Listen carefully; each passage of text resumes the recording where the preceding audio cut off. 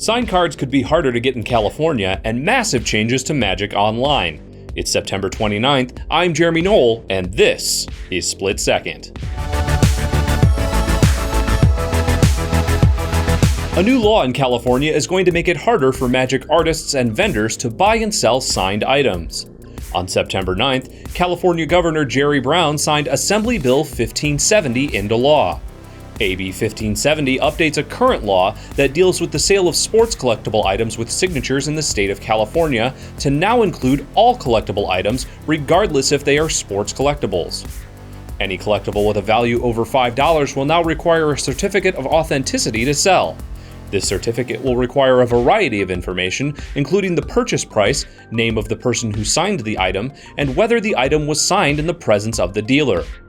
There is a provision in the law that allows the personality who signs the item to not be considered a dealer, so a Magic artist at an event that signs an artist proof that you purchased from them will not have to provide a certificate of authenticity.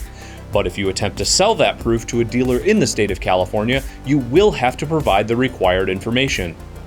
More information on the law, including a link to the full text, can be found in the description below. Announced today in a series of articles by Worth Wolpert and Lee Sharp on Daily MTG, Magic Online will be going through a series of changes, starting with Kaladesh. The first article by Wolpert goes over the changes to the redemption process.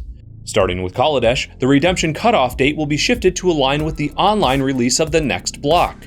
Previous set redemption cutoff dates are still being honored, so a set of Eldritch Moon can be redeemed until April 25th, 2018. Additionally, Wolpert states that the inventions and unique cards from the Planeswalker decks are not required to redeem a full set of Kaladesh and will also not be redeemable with the set. In the next article in the series, Lee Sharp goes over the updates to the Magic Online pre-release events. Starting with Kaladesh, pre-release sealed leagues and drafts will be available on the Wednesday after downtime, rather than waiting until Friday. Both sealed and draft pre-release leagues are also changing their entry fee and prize support in an attempt to attract more players.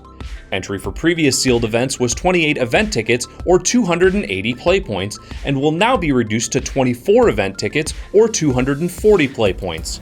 Prizes are also slightly reduced, but only in the play points that are given out.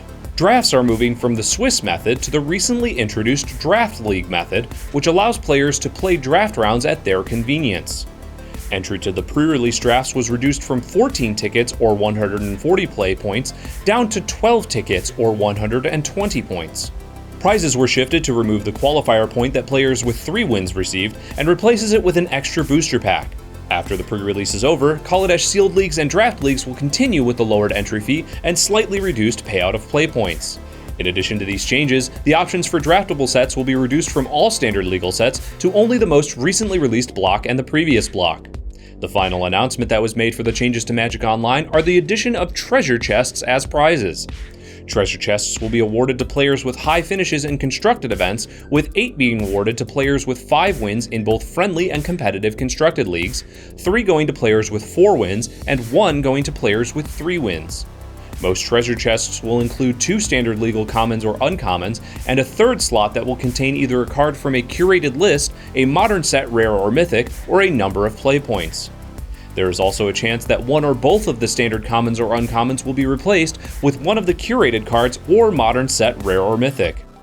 The list of curated cards includes the Masterpiece series for both Zendikar Expeditions and Kaladesh Inventions, making the treasure chests the only way players can currently acquire the inventions online. For more information on all these changes, as well as a full list of all the curated cards that will be awarded in treasure chests, make sure to check out dailymtg.com. Finally, I wanted to make a correction to yesterday's episode of Split Second. In the segment about Judge Foil cards, I mistakenly said that Judge Foils were only available through the Exemplar program. However, they are still available to judges who attend conferences. That's our show for today, September 29th. Make sure to like and subscribe to our channel to keep up with all the latest Magic news and strategy. I'm Jeremy Knoll, and this has been Split Second.